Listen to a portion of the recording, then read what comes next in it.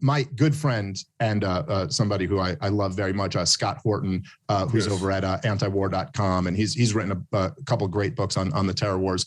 So I don't know if you saw this, but he had a debate, an Oxford-style debate with Bill Kristol, and it was really entertaining to watch. Scott just mopped the floor with him. But there was a question and answer segment from the audience. This really stuck out to me at one point, where one of the people got to ask a question of Bill Kristol, who's, been one of the most famous neocon supposed intellectuals over the last, 3 or 4 decades.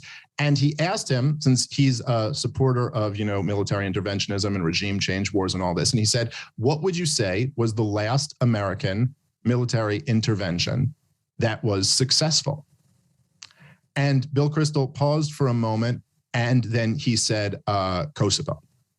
Now, however you feel about Kosovo, forget even, because what Scott ended up doing was just arguing how that wasn't actually successful and getting into a whole thing about that. But my thing was just like, it really is something to listen to, that even head neocon number one can't point to one military intervention in the 21st century that he believes wasn't a disaster. He can't even argue it. And the point is that the same way that they call you all of these names when you're against one of these interventions, that was true for all of those. They would call you all of these names. But then in hindsight, looking back at it, even they'll admit that they were all disasters. So the idea that you're somehow anti-American for advocating policies that would make America richer and stronger and safer and more prosperous is one of the most, it's like we're living in a upside down funhouse mirror time where that is considered to be un-American. Yes, I'm so un-American because I'd like to have a free market economy and not one run out of Washington, D.C., not have a central planning, and something that actually makes us rich and strong.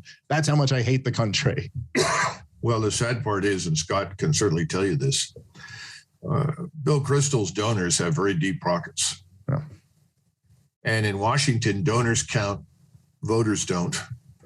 And that's why someone like Scott Horton is a very heroic figure, because he's raging against the storm. And there's no one rushing out to donate to him. There are no institutions, think tanks, funds springing up to advocate for the things that Scott advocates or that I do. Absolutely not. But there is an endless stream of cash moving into these neocon circles. If you look at somebody like Bolton, who, in my judgment, is a terrible failure in every sense of the word, never wants for cash, always has someone give him a position and keep him in cash.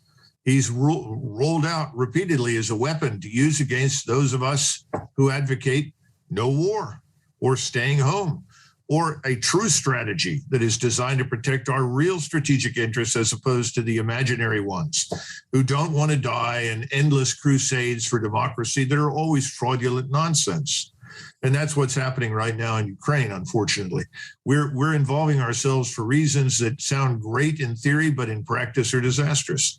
So, Scott deserves a lot of credit. His most recent book, by the way, Enough Already, is really good. And everybody should pick that up and read it.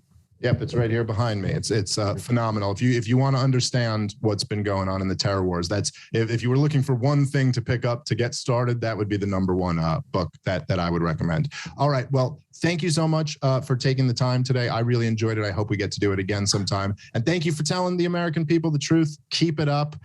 Colonel Douglas Macgregor, everybody, is there anything that you'd like to promote or where people can look for you and find more of your stuff?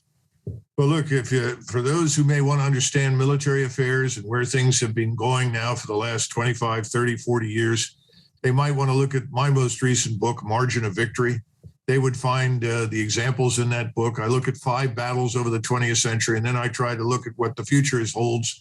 And I think they'd enjoy reading about it.